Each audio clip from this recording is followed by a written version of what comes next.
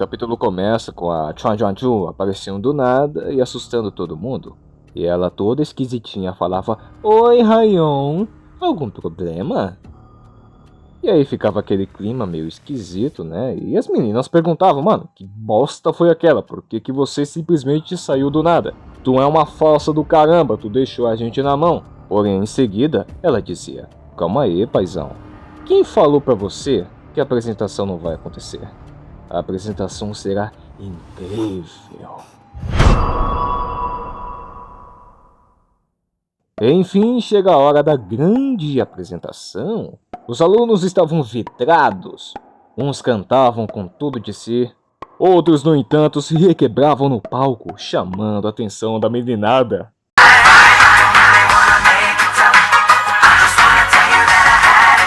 Claro que eles não dançavam tão bem quanto Deadpool, mas enquanto isso acontecia, os guardinhas conversavam sobre um deles ter sumido. E o outro confirmava: "Sim, eu contei os estudantes, tá faltando 2. E aí, o que a gente vai fazer?" "Ah, esquece essa merda aí, pô.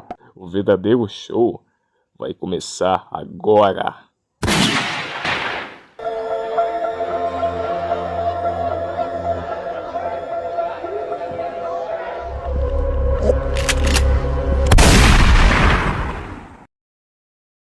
Na floresta densa e escura, e ali estava ele, Yuan, que exausto andava pela floresta.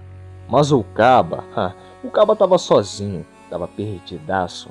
Olha onde esse moleque foi se meter, rapaz. Mas, entretanto, ele continuava a andar, até que chegava em um desfiladeiro. Porém, lá embaixo, ele via uma luz. Aí já ficava feliz, falando: "Aê, beleza, vou sair daqui." Mas quando ele pensava em descer para se aproximar, aos poucos a luz começava a ficar cada vez mais fraca até sumir.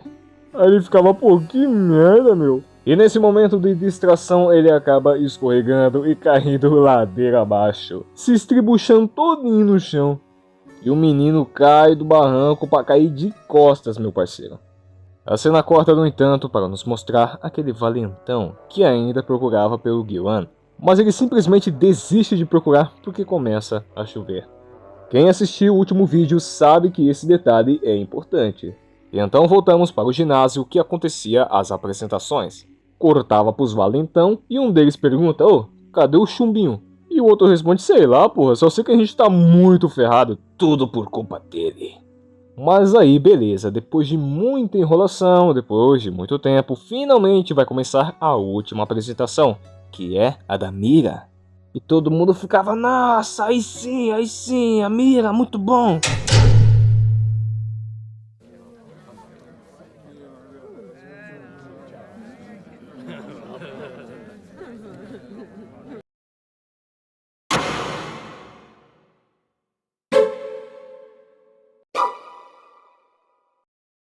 Olá, pessoal. Boa noite. Eu espero que estejam gostando do acampamento. Que diabo é isso, rapaz? E os guardinhas bloqueavam as saídas, garantindo que ninguém fosse escapar por algum motivo. Eis que então Mira, ou melhor, essa coisa anuncia que agora era a hora do banquete de seus cérebros.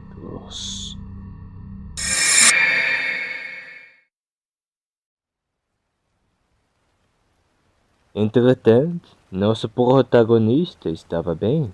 Esse menino, meu amigo, esse menino é muito sortudo.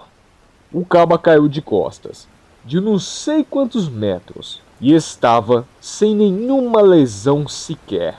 Nenhuma dorzinha na coluna ele tava. E pô, o moleque fica felizão, né? Caiu de costas de um penhasco e sobreviveu. A partir daí é comum você pensar que ele, na verdade, está em coma. É até compreensível pensar isso, como uma certa teoria que rodou a internet antigamente. No entanto, quando ele olha para o lado, ele via uma shotgun. Simplesmente uma shotgun no meio do nada. "Vem me pegar, vem aqui." Porém, ao lado estava simplesmente um caminhão tombado. Caminhão tombou, mercadoria chegou. Nosso menino observava o caminhão tombado e todas aquelas coisas jogadas ali. Então ele se aproximava do volante e via que não tinha nenhum motorista ali. Aí tranquilo, ele pegava a espingarda e ficava se perguntando: mano, será que isso aqui é de verdade? Após isso, ele se dirige até a traseira do caminhão. E quando olhava, havia uma pequena fresta, como se algo pequeno tivesse saído. Então o nosso menino pensava em abrir, porém alguma coisa lhe chamava a atenção.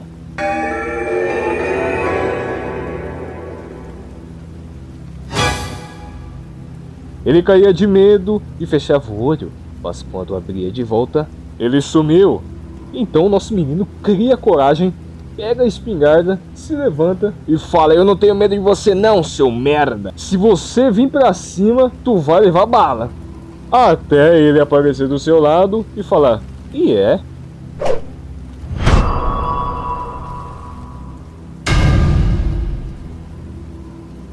Mas aí depois ele mete o louco e fala: nossa, por que tem um caminhão de mudanças capotado bem aqui?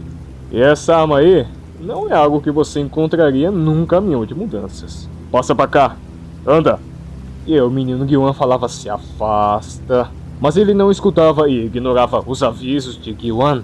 E até desmerece o moleque, falando: mas você não vai atirar. E outra coisa, uma arma molhada não vai funcionar. Tu é burro, hein, moleque?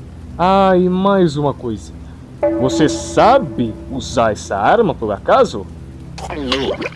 E aí ficava essa briga aí. Um tentava tomar a arma do outro. O chumbinho ficava provocando o nosso protagonista. E blé blé blé blé blé blé. Até que ele finalmente toma atitude. E finalmente então lhe dava um pipoco. Assim supostamente encerrando sua vida. Entretanto, era tudo a esquizofrenia da cabeça do nosso Guiwan. Eis que então a cena corta para um flashback. Desculpa pela mudança de áudio. Eu gravei o vídeo em dias e lugares diferentes. Ali será jogado um joguinho de arminha, que eu esqueci o nome, onde você tinha que pipocar uns zumbis e fazer o máximo de pontos possível. Ele estava no fliperama com seu amigo que tinha feito a maior pontuação. Mas seu amigo humilde falava: eu tive sorte, pô. E seu amigo passava a vez pro Guiwan, mesmo que ele nunca tenha jogado. E pô, o moleque simplesmente ultrapassava o seu amigo, assim, do nada. Sabe qual foi o segredo? Simplesmente ele imaginou que os zumbis fossem aqueles idiotas safados que atormentavam a sua vida. E aí ficou fácil, né, parceiro? Voltando ao presente, ele se posicionava para cima do caminhão, especificamente na porta. E abrindo a porta, ele via algo que chamava sua atenção, e dessa vez era algo interessante. Era um cartucho de munição contendo 30 balas. E ele ficava: opa, peraí, 30 cartuchos? Na minha sala tem 29 pessoas. 30 se contar com o professor. Sim, meus amigos, esse moleque estava pensando em criar o Columbine coreano.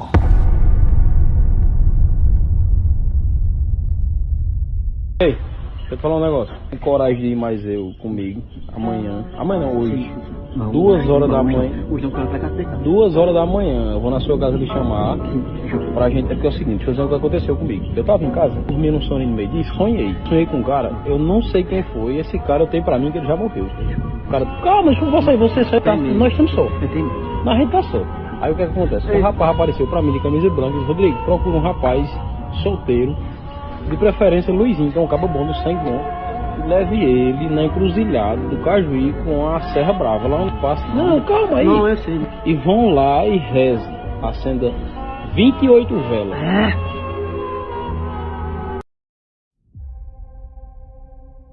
De volta ao ginásio, os murmúrios rolavam solto.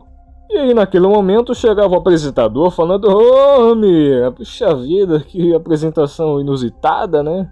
A entidade olhava para ele com nojo e responde: não estou interessado em comer o seu cérebro. O cara ficava bem confuso quando de repente... E ela dizia: mas isso não quer dizer que eu te deixarei vivo.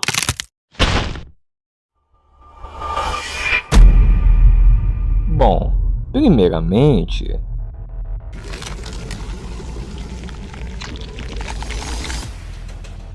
vamos colocar o lixo pra fora. Assim dizia o monstro, revelando sua verdadeira forma. Então usava de seus tentáculos como armas e atacava os alunos impiedosamente, levando todos ao redor de F e apavorando os demais. E mesmo diante daquele terror, diante daquele monstro impiedoso, Kang tomava atitude e mandava que todo mundo corresse. E assim, claramente faziam, tentando se afastar o máximo possível daquele monstro. Mas é claro que não seria fácil, aqueles guardinhas não estavam ali por acaso. E um deles deixava bem claro, ninguém sai.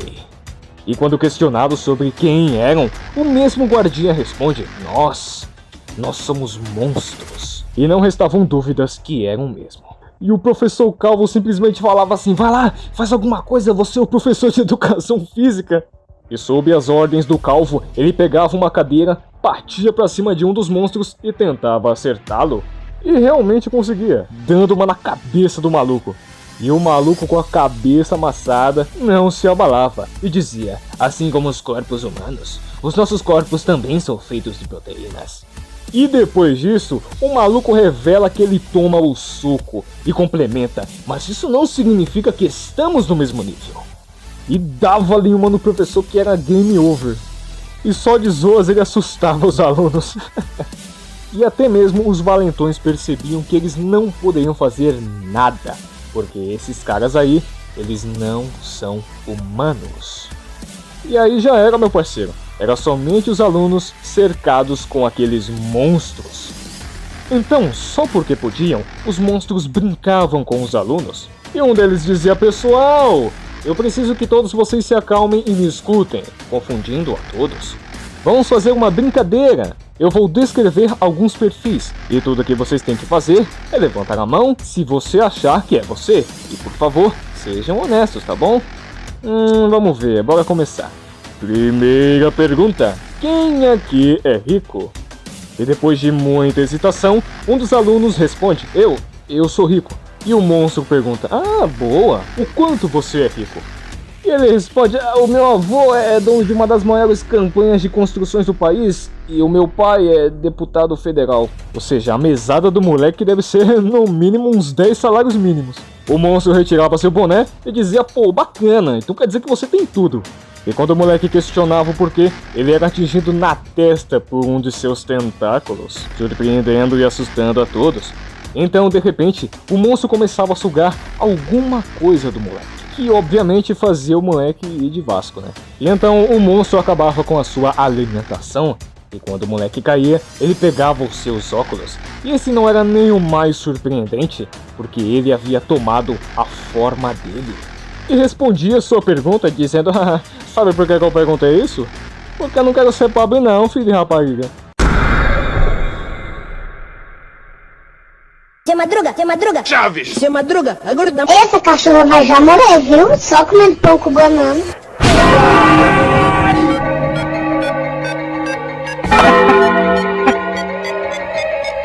Chega! Ronaldo!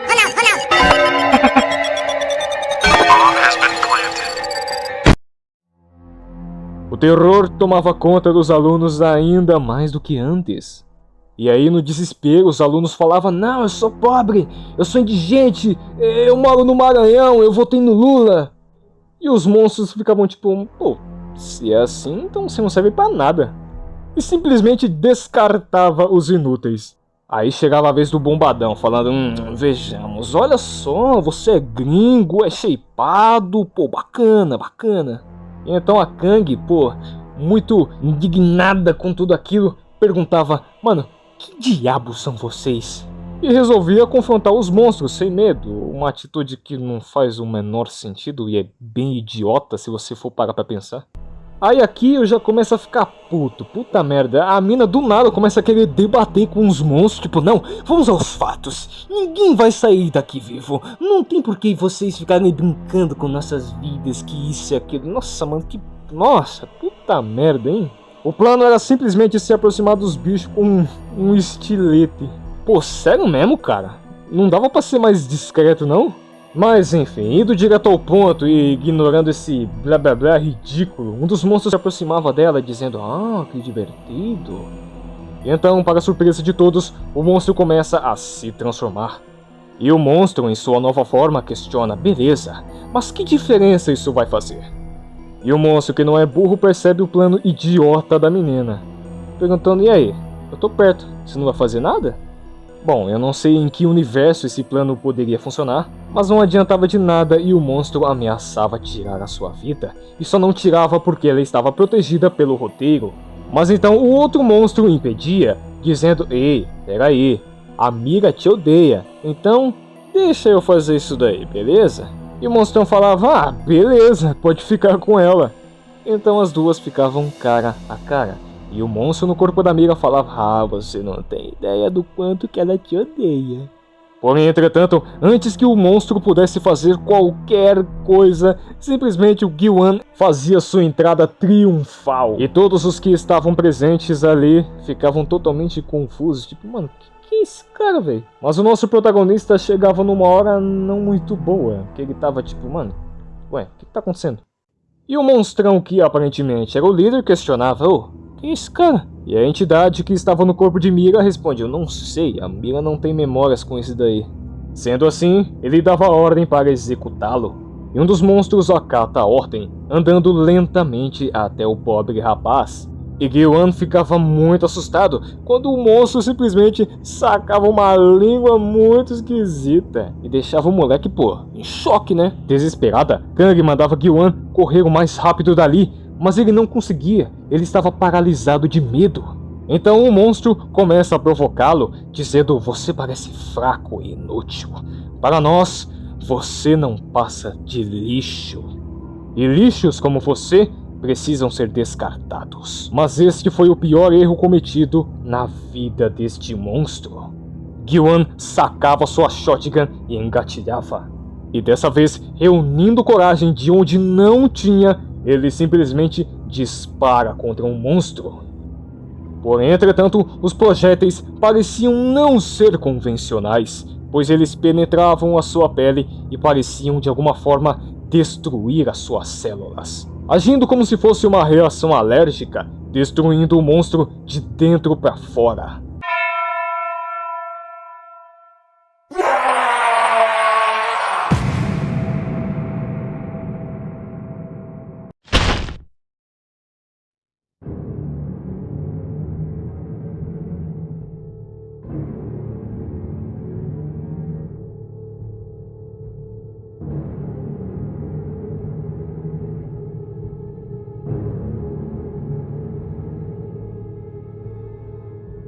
Então um dos monstros começava a falar: esta arma, eu me lembro desta arma. E ele parecia desesperado.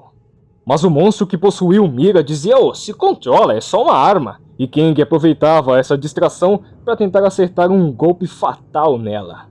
No entanto, ela errava e contra-atacava. Mas opa, roteiro. E quando ela desviava, ela falava: agora sim, pessoal, corre, todo mundo corre. E aí já era, todo mundo começava a correr em várias direções ao mesmo tempo.